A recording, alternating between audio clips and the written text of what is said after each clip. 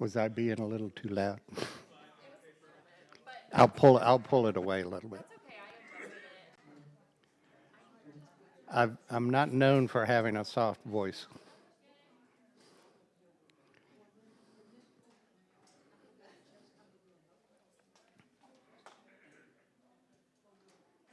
All right, let's get started.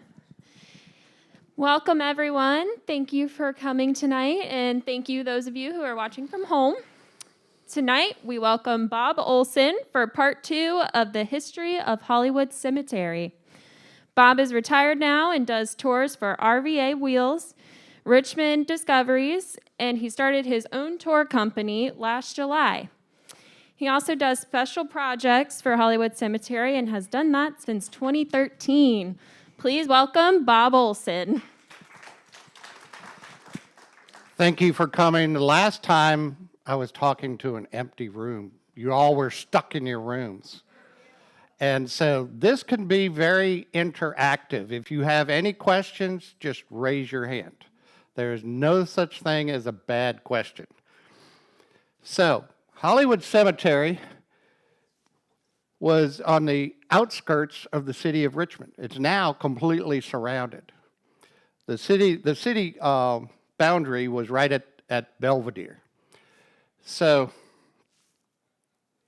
the reason for Hollywood Cemetery was St. John's Church Cemetery was filling up, Shockoe Hill Cemetery was filling up. They needed a new place to bury people. It was designed by John Notman in 1847 to be a garden or a rural type cemetery. It was to be not only a cemetery, but also a park. So when you go there, you'll see no straight roads. They tried to move as little dirt as possible. They wanted to have curves, so every time you came around a curve, you had a new venue, a new view. These are some of the old postcards from the 1920s. And down here in the bottom, you'll see here, that's the James River Kanawha Canal that ran from Richmond up to Buchanan, Virginia. It's where the railroad tracks are now on the towpath, where it used to be for pulling the barges. This was the original entrance on Cherry Street. It was designed to look like a ruined castle. So that was built in 1847. But then they added a chapel in 1895. Now this is the entrance going into Hollywood Cemetery. Up until 1909, cars were not allowed in the cemetery. The thing that changed it was President Howard Taft. He weighed over 300 pounds. During his presidency, he was making a trip to visit the graves of all the deceased presidents, and when he came to Hollywood with his car, they wouldn't let him in. Cars were not allowed. So they made a few phone calls. They did have phones back then, but it was probably Addison 543 instead of all the numbers you have to put in now.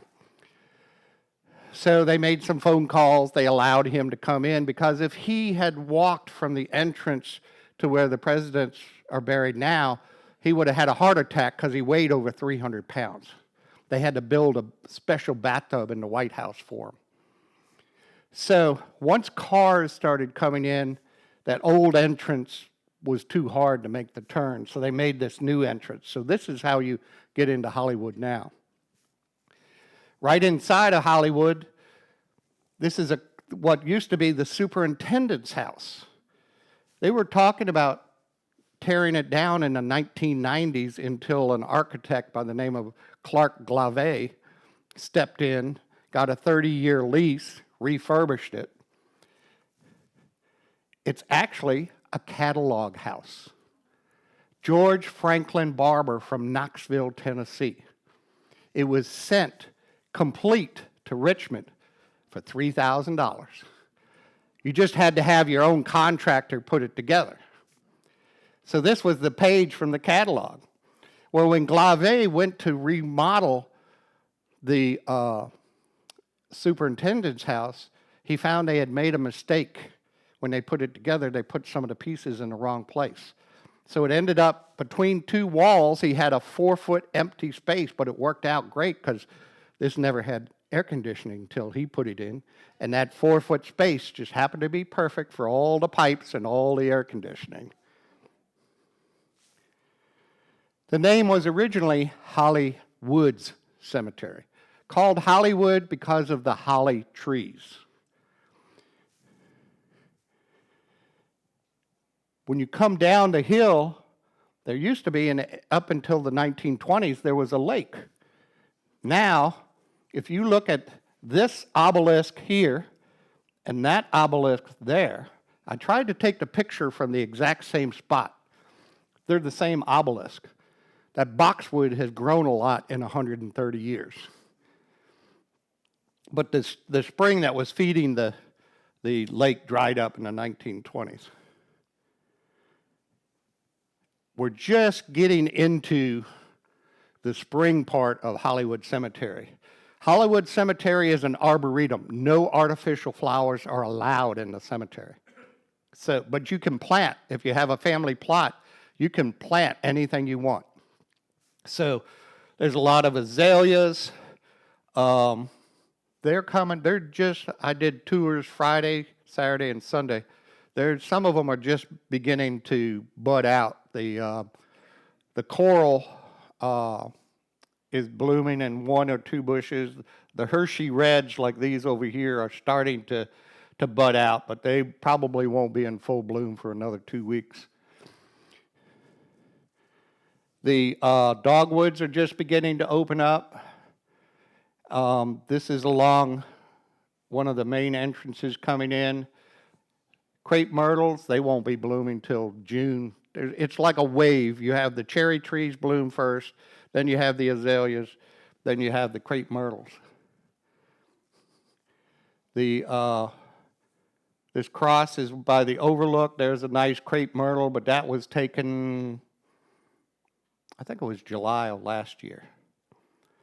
There are a lot of angels. There's 39 large angels. This is the largest bronze angel. It's on the Ruger family. There was a large population of Germans in 1850 and 1860 in the Richmond area. My mother-in-law, her family name was Steinbrecher, which is German for stonecutter.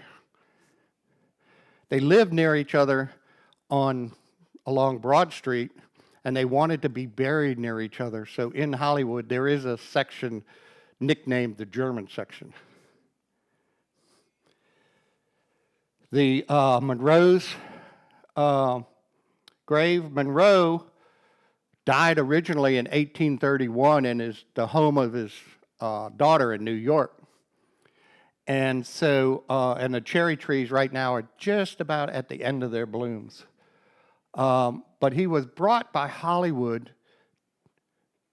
They told the family they wanted to bring him back to Virginia. But as Paul Harvey used to say, the rest of the story, it was really to sell.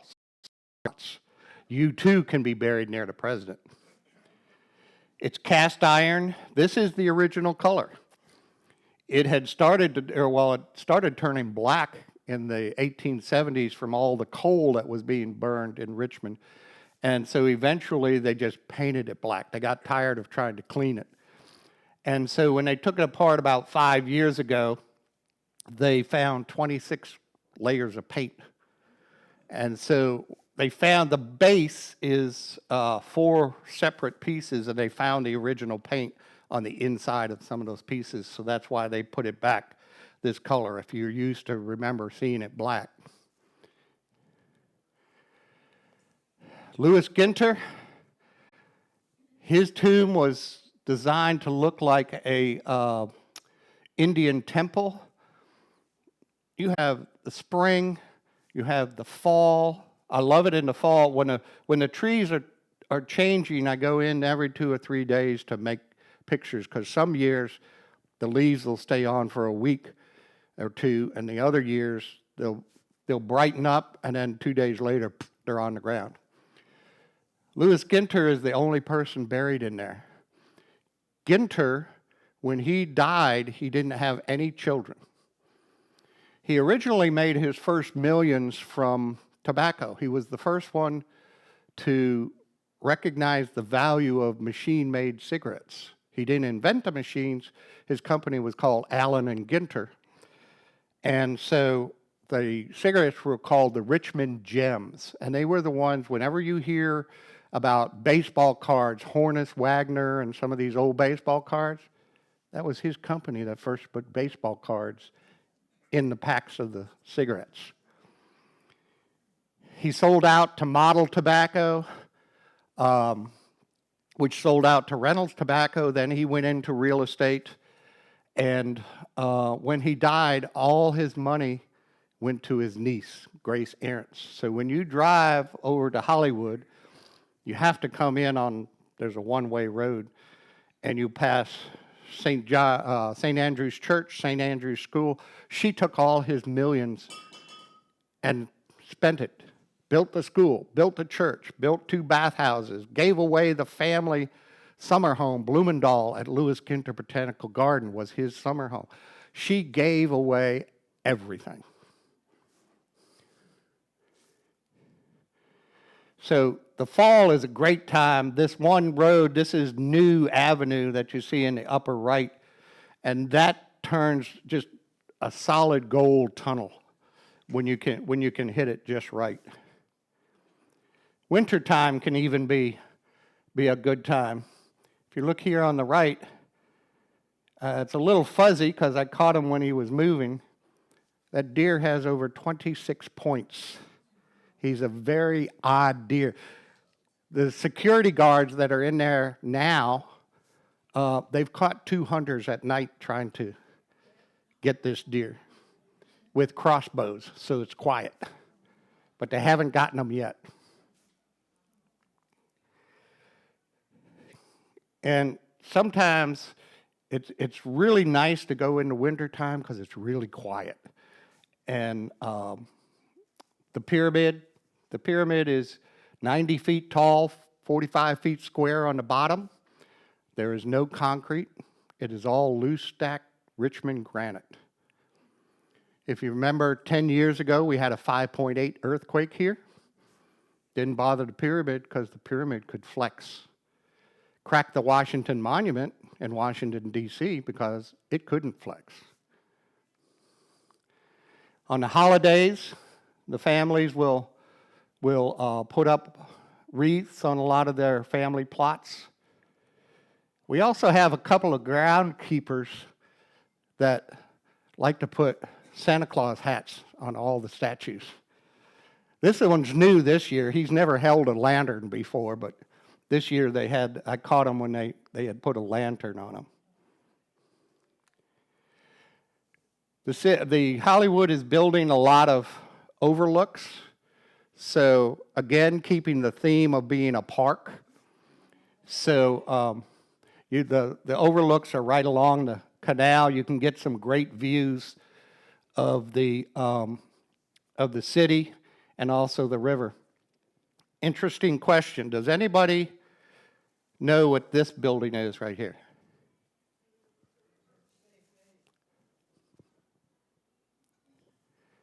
It's the Federal Reserve Bank in Richmond at the end of the Manchester Bridge. But does the architecture look similar to 2 buildings that were in New York? The Twin Towers, it was the same architect. Here you get some other views.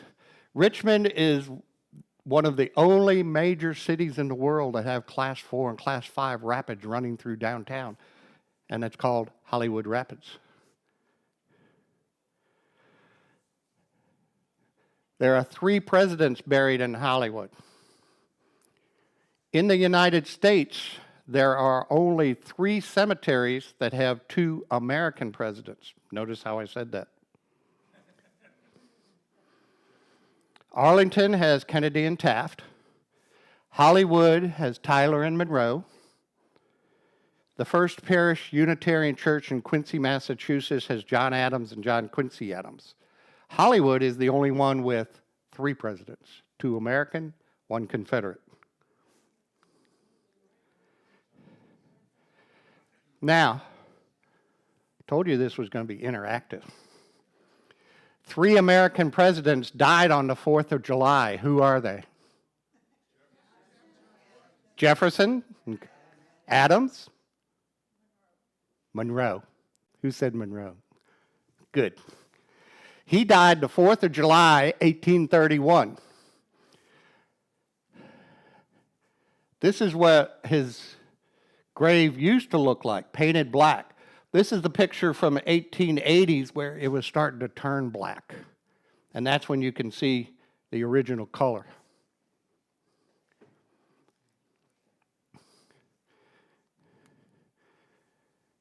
Tyler was the first vice president to move up to be president. In the election of 1840, Tippecanoe and Tyler too.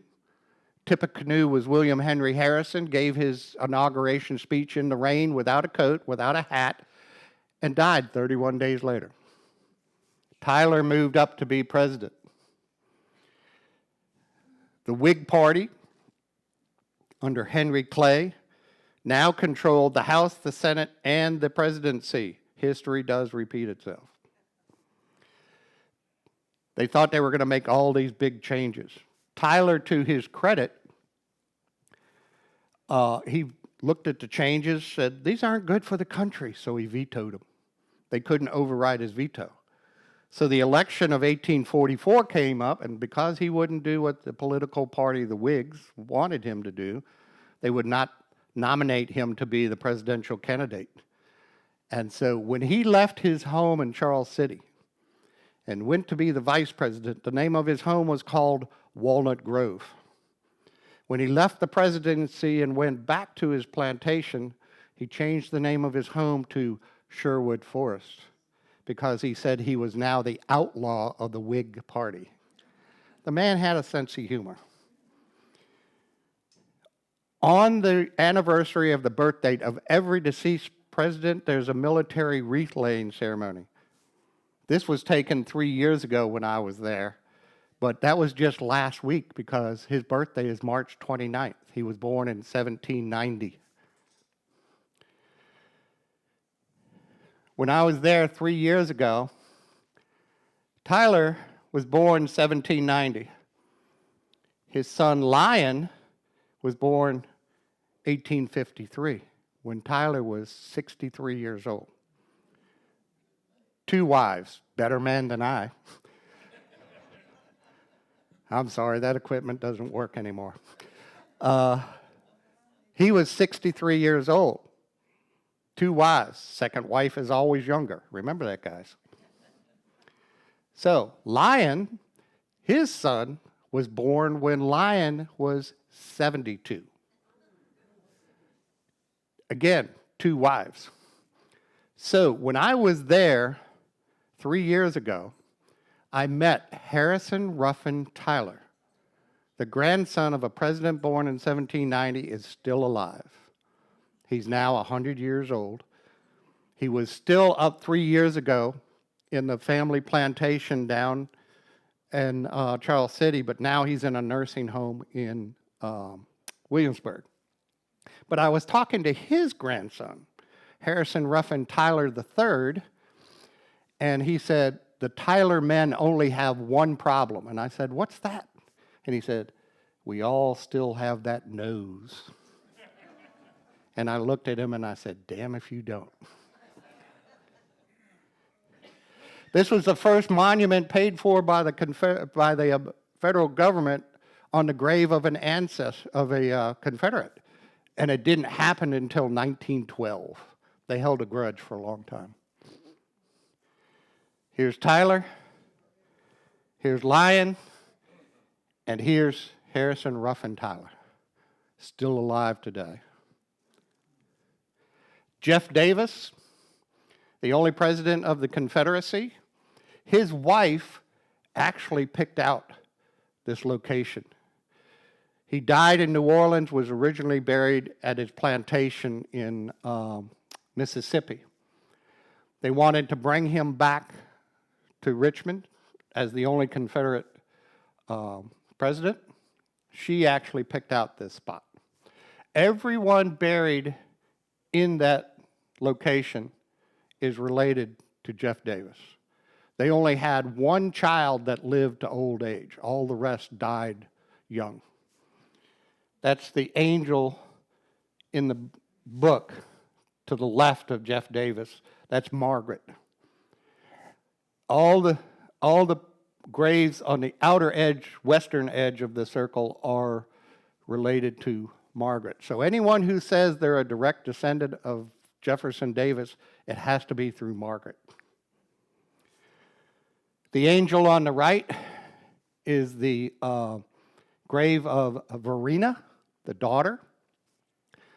And she was born in the Confederate White House in 1864.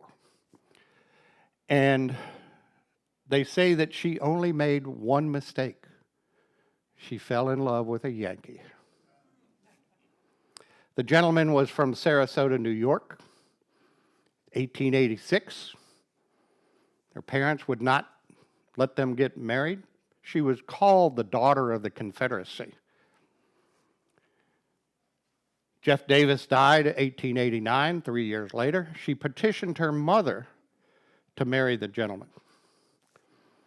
Between 1886 and 1889, the Daughters of the Confederacy got mixed up in it. They started a letter writing campaign to her mother. We cannot have the daughter of the Confederacy married to a Yankee, and the mother would not relent. She finally caught malaria. Her and her mother moved from Mississippi to New York to get away from the weather. They made their living towards the end of her life writing newspaper articles for magazines and newspapers. She eventually died in Narragansett, Rhode Island, from complications of malaria, but everyone says she really died from a broken heart because she never married.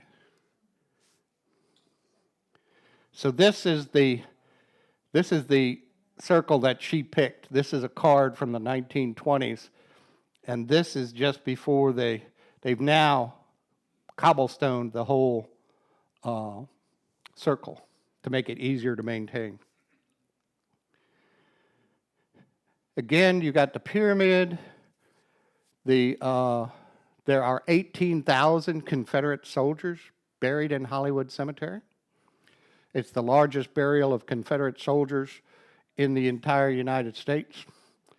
If you've ever been to a U.S. military cemetery, you'll notice U.S., and by U.S. I mean Revolutionary, War of 1812, World War I, II, III, or three, you might as well call it three, Vietnam, Korea, they're round on the top. Confederate graves come to a point. There's a reason for that. They say they don't want any damn Yankee sitting on their headstone, or if they do, they want to make it as uncomfortable as possible. Everyone wonders, how did they build these? All this granite for the pyramid was mined right around Richmond. They would drill little holes, and they would put these metal pieces in the side of the hole. They only had to drill down about that far. They're called feathers. And then they would put a wedge in between, and all they did was tap the wedges. You don't hit them real hard or it blows out the rock on the top, but they would just tap them, and eventually it'll just fracture right across the top.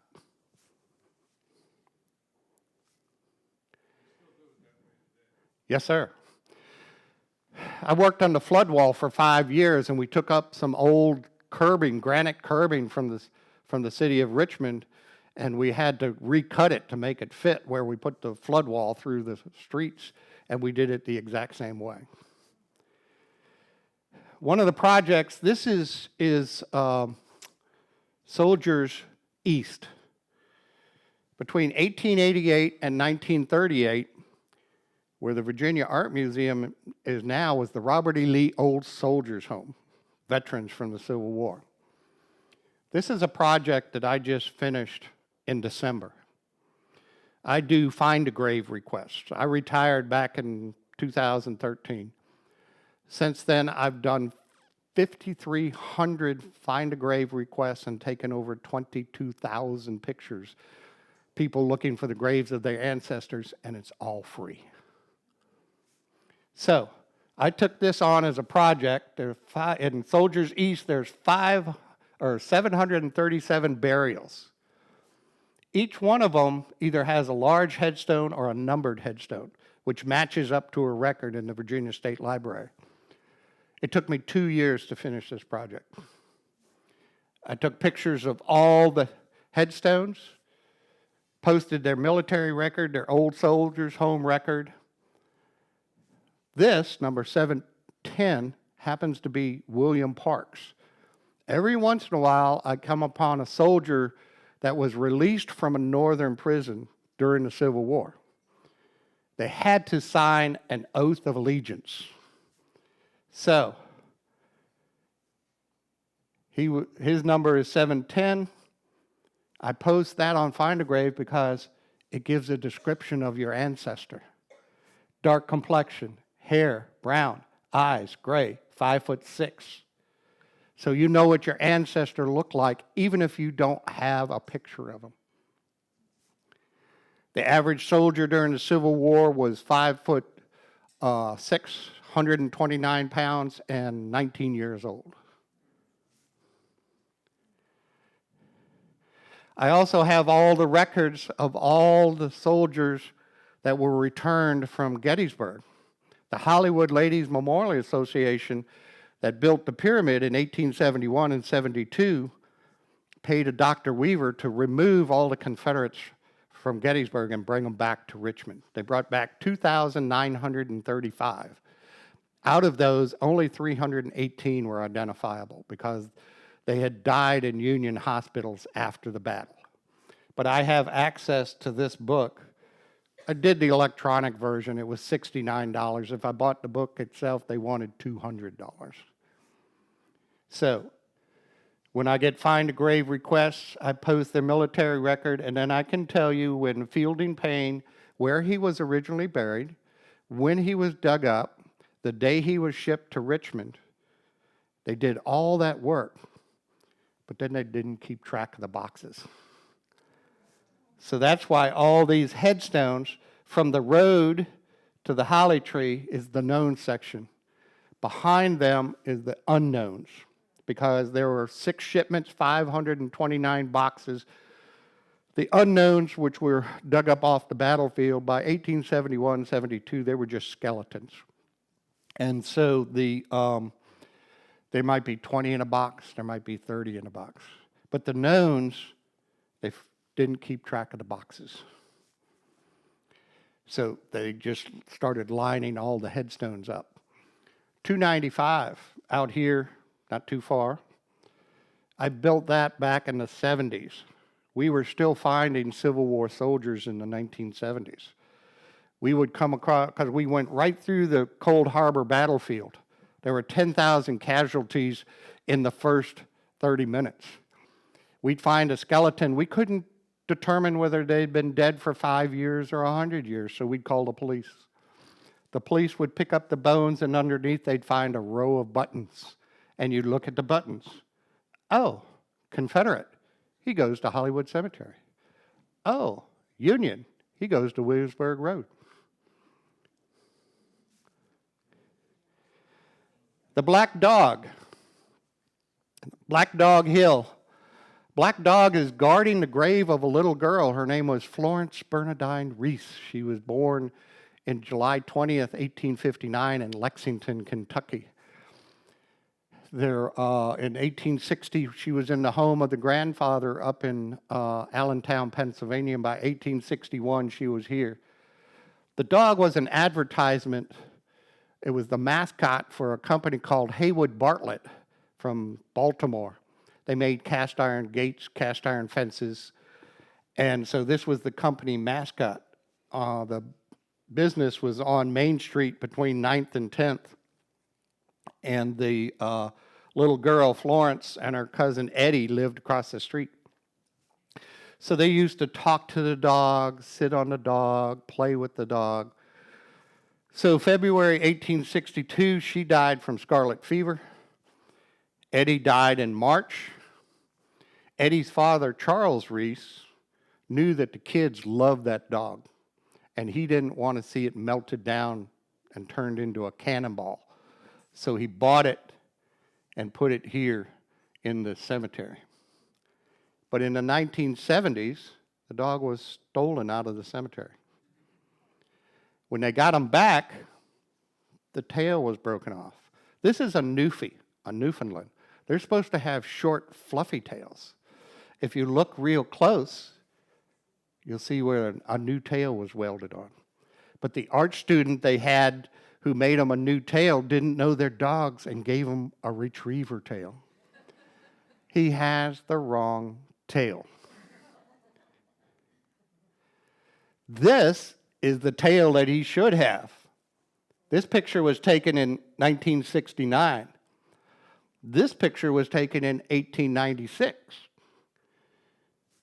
That's what he should have as a tail, not that one.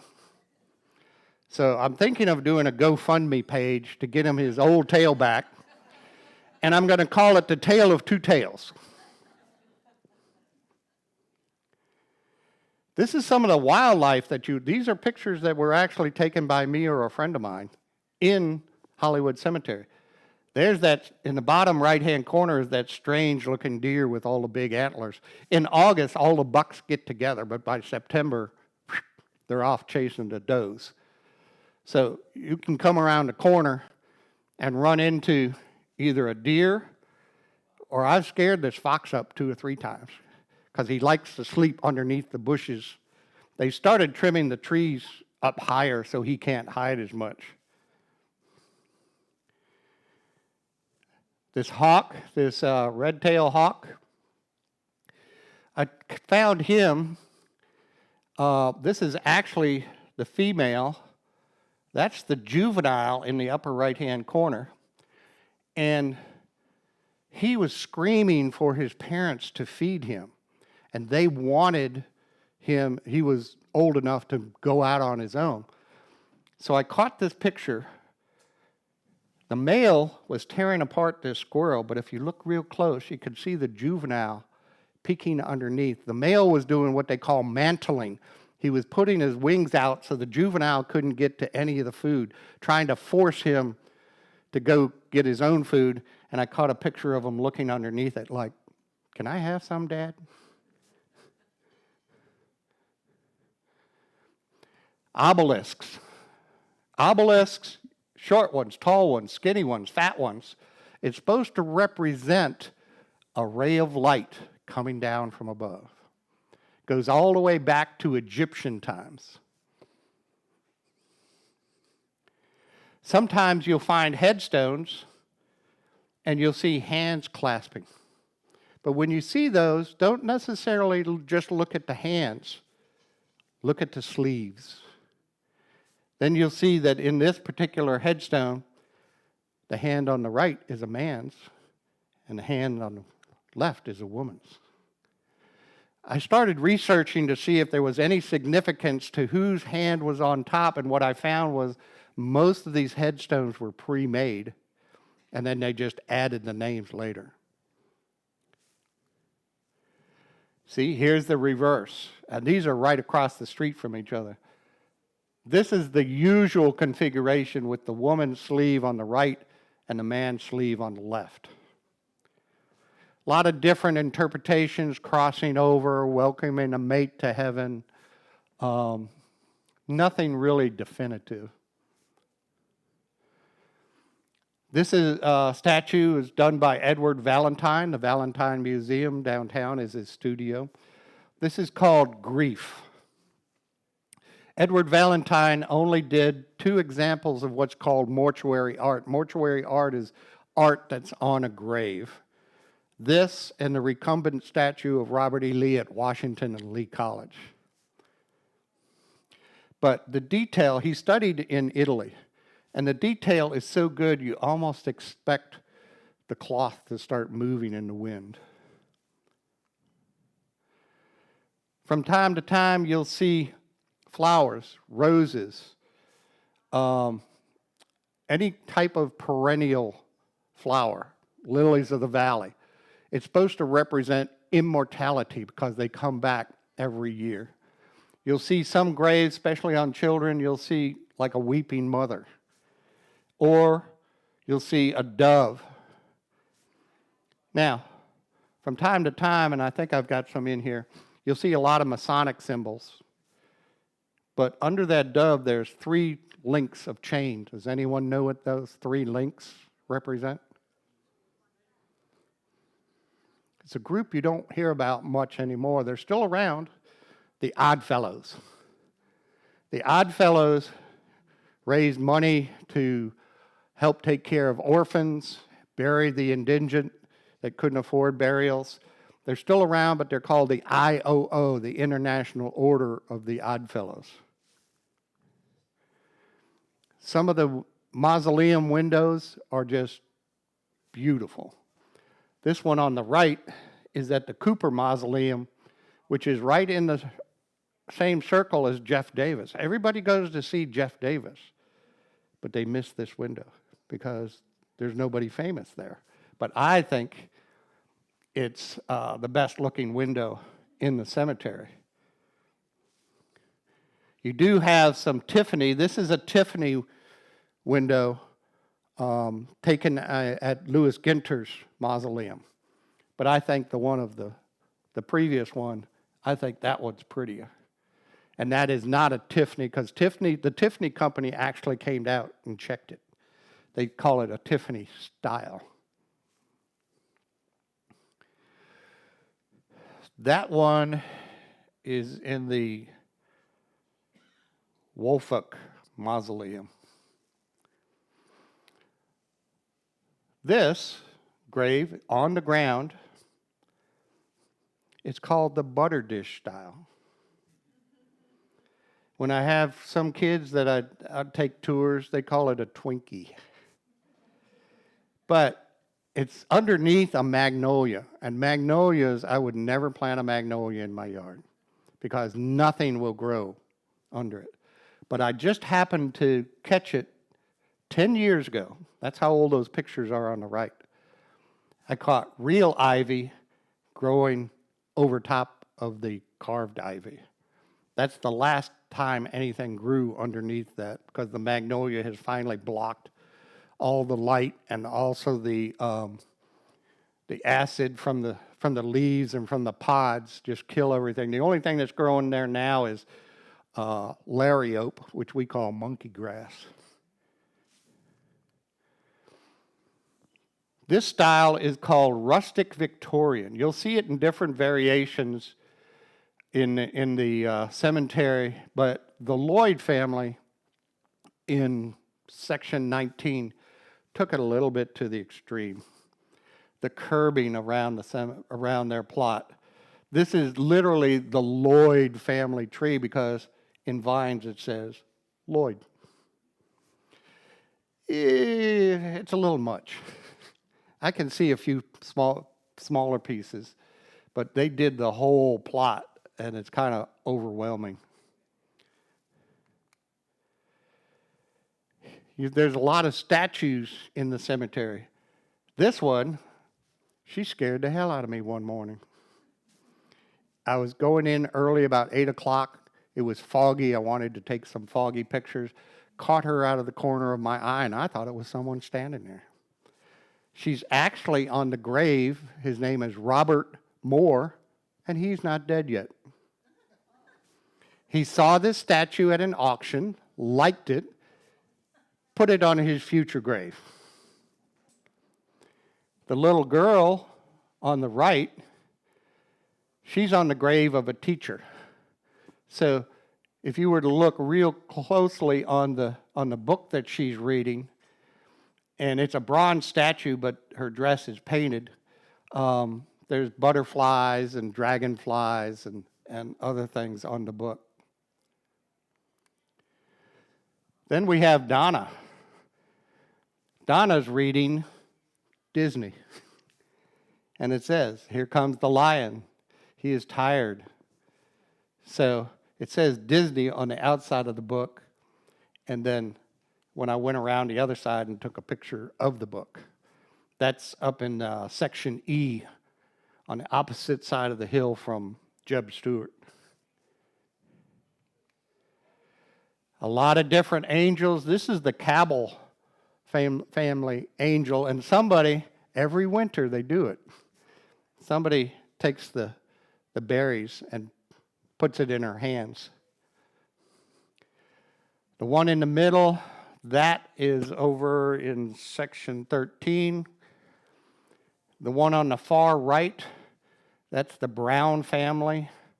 And if you notice, she's dropping roses. Again, a sign of immortality because roses come back every year. This is the Ruger family where we saw the Christmas decorations before. She's got about a 7-foot wingspan. This, Johnson, this is over in the Idlewood section. Both of these are right next to each other. That's what I love about the cemetery. I started working with Hollywood back in 1991. From 1970 until 2000, I was a crane operator, and so I was in there every Wednesday for a month and a half because they had cored all the trees to see which ones were dying and which ones were hollow. And so it's hard enough to drive a car through there. Try driving a 60-ton crane. And so I would set up the crane and I would fly the tree men to the top of the tree, and then they'd take it down piece by piece. And so while I was waiting for the trucks to come back to load more logs, that's when I started wandering around the cemetery and fell in love with the artwork.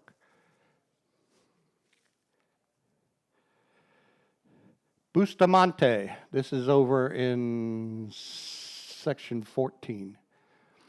And you cannot see her face, just like grief. You can't see her face. This is on Haxel Road. This is Gabriel. Out of all the angels, he's the only male angel in the cemetery. All the rest are female. Someone asked me how I could tell. I said, I have very good eyes. This one I just researched this year. Carl Conrad. And what made me interested in him is all around the base are these cartoon characters. My wife taught first grade for 30 years. I thought I'd seen every child's book imaginable, but I'd never seen those. Finally, around the back, I got a hint of what it was. Turns out it's the Little Brute family. He was a pediatrician in Tennessee.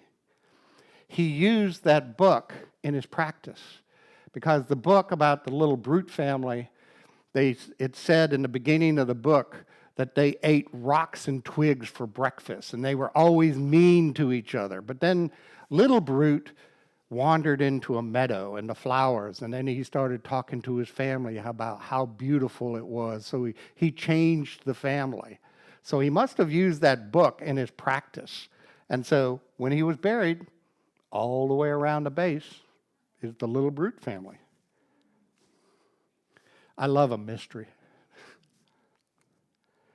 This, up in Section 2, it's a Celtic cross made out of granite. But look at the detail in granite. This grave was from 1938.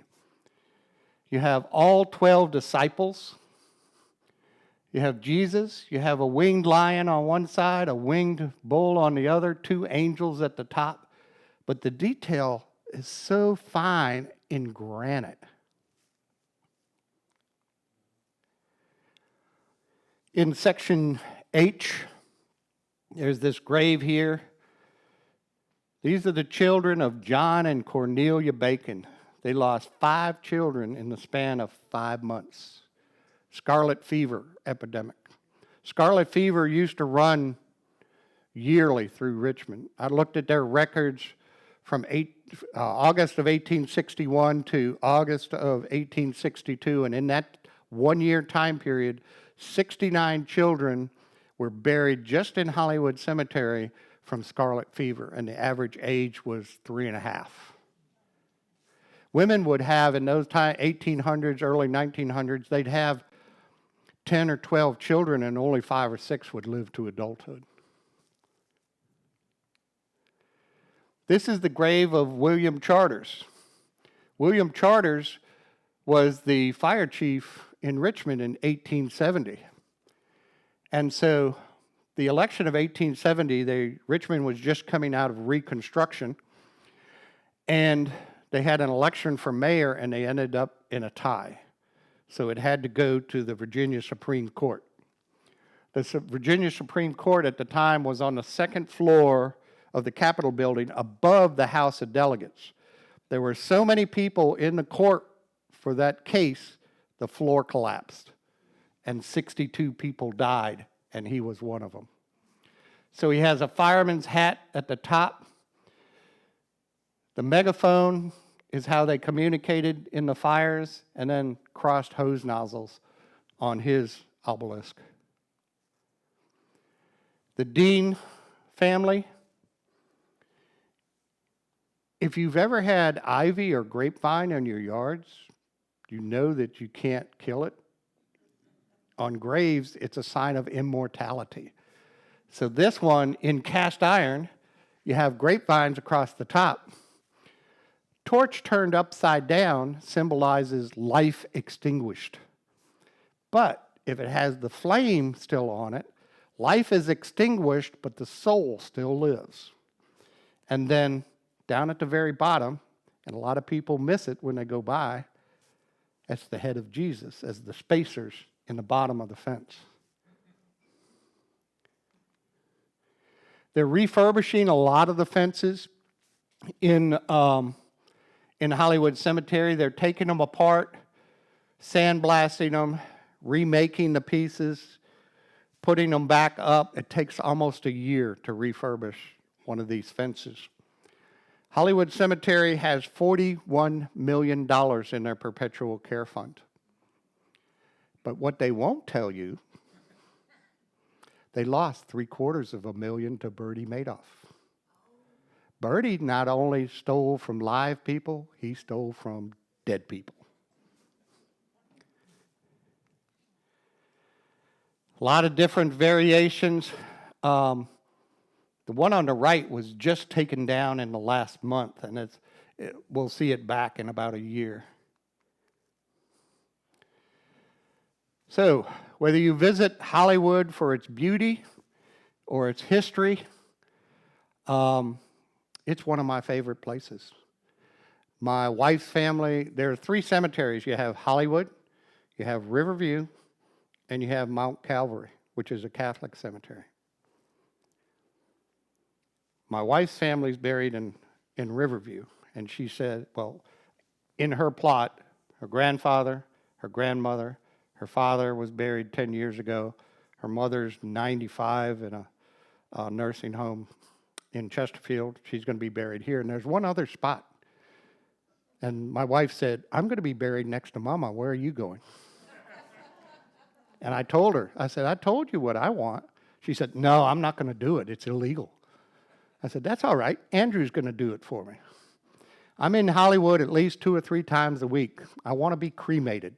Parts are parts. Give away everything that someone else could use and then cremate me.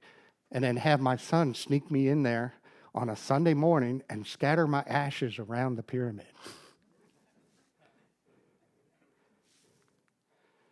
You'll never be disappointed with Hollywood Cemetery.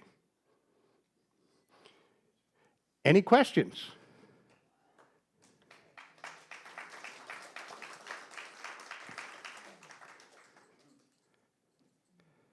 I did pretty good. The last time I did it, I only got through the first 38 slides. Yes, ma'am. How is it taken care of? They have 7 groundskeepers that work there every day. Then they have 2 different landscaping firms that help take care of cutting grass. A lot of it can't be cut with lawnmowers because it's so hilly. And then they have the Van Uries Tree Company that comes in every winter to check the trees and maintain the trees and cut down the ones that are slowly dying. It's funded with that perpetual care fund. Back in the 1880s, 1890s, when a lot of people bought the plots, they were only like $600 or $800. Now, not a whole plot, a single grave is $6,000. That's not the cost of the burial or the headstone or anything else, or opening or closing the grave, just that spot. Woody Harper, who's the superintendent, he also says, if you want one with a view, and I tell him, Woody, I'm not going to be looking, then that's $10,000. Now, around the presidential circle, there are cremation burials. Each 18 by 18 inch square is 2 cremation burials. Those are $15,000, but you too could be buried near the president.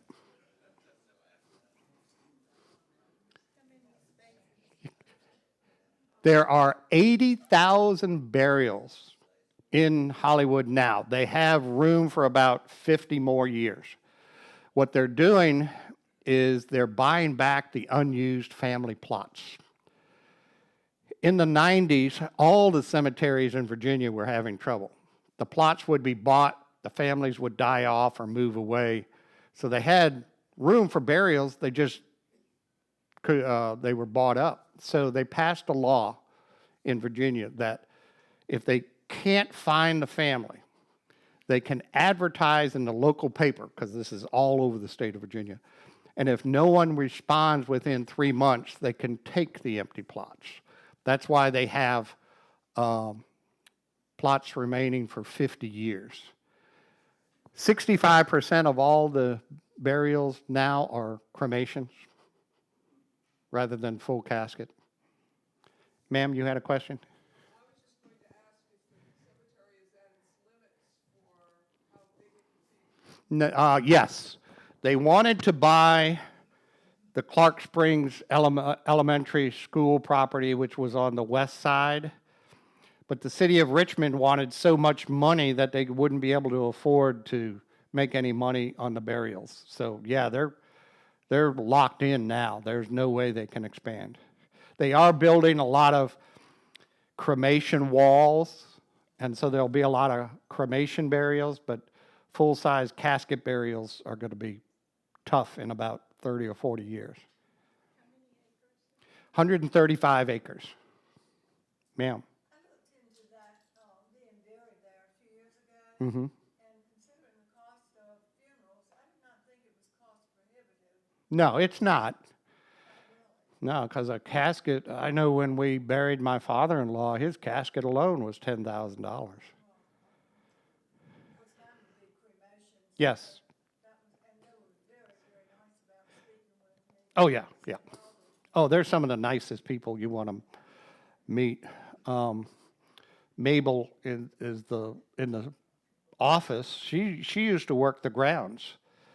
One of the first projects I did for them is Section 22, which is a single grave section right next to Riverview.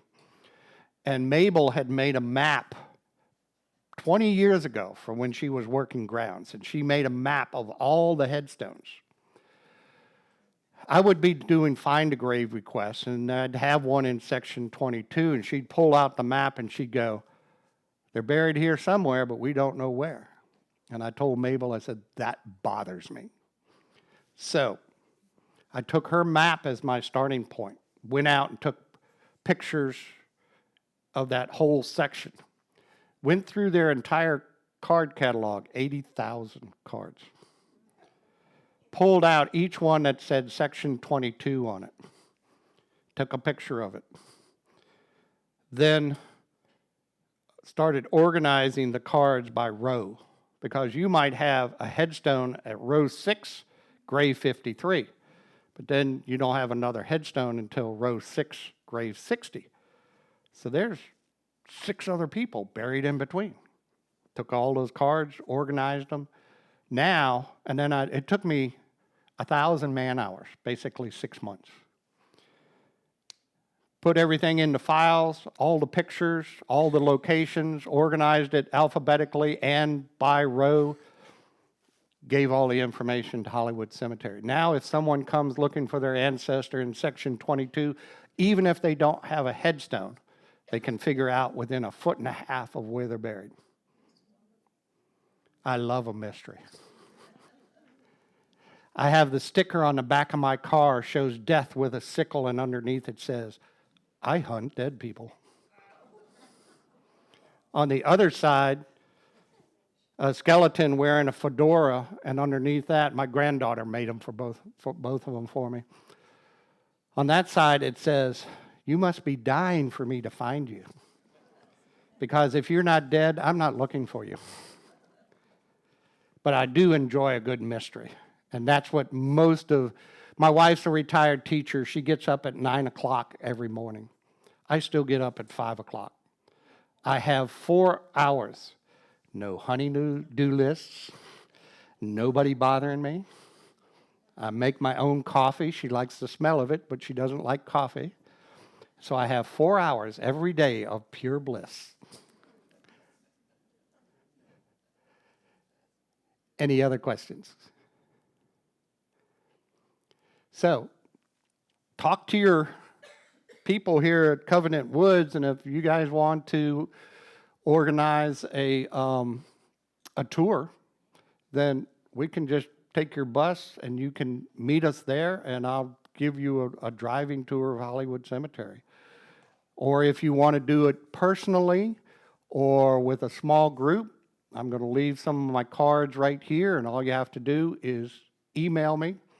Also, any of those of you that have Confederate ancestors, I have no dog in the fight.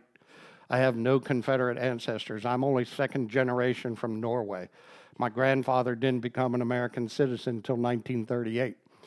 But I have access to all the Confederate records. All you have to do is tell me his name, what state, and what unit, and I can find his records. And it won't cost you a dime. But I will tell you this, in Hollywood Cemetery, there is one woman Confederate buried. Her name is Jane Perkins. She's not in the soldier section. She's in the section R.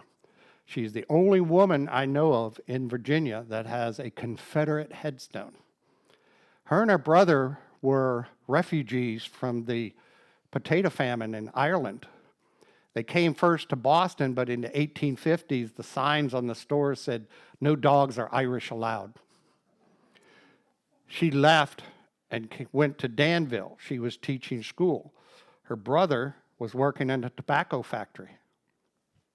So, the war started. Their father had been a blacksmith in Ireland, and they knew how to handle horses.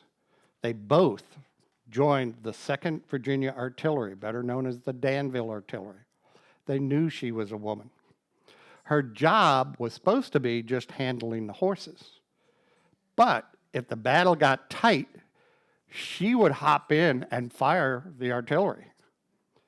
So she was eventually captured, sent to Point Lookout Prison in Maryland.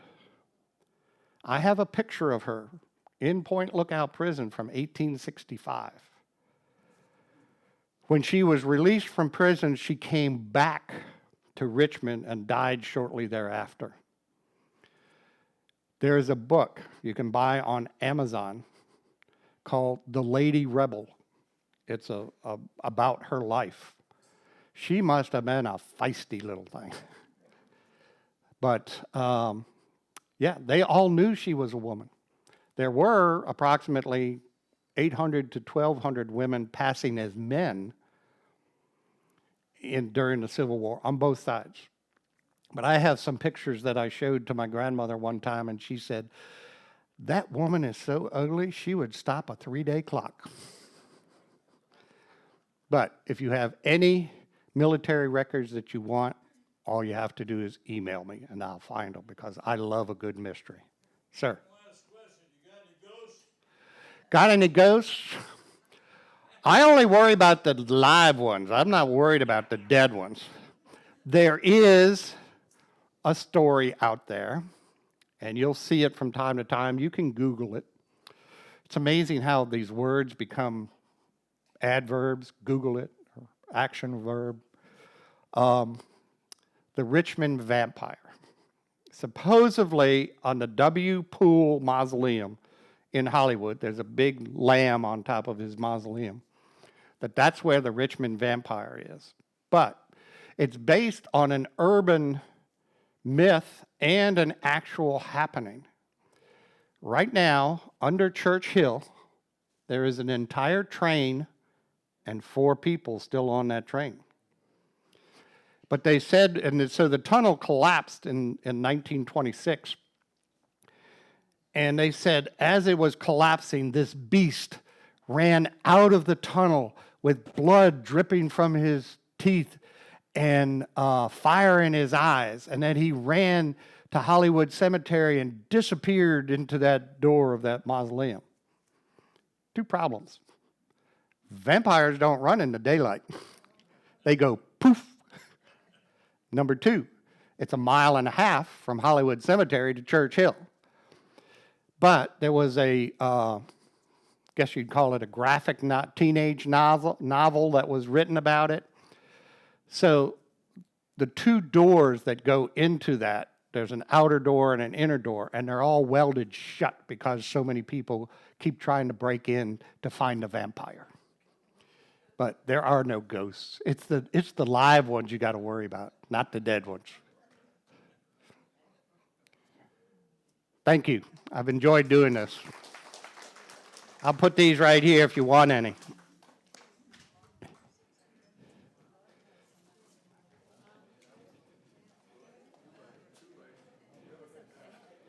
Thank you so much. Oh, as you can tell, I enjoy doing this.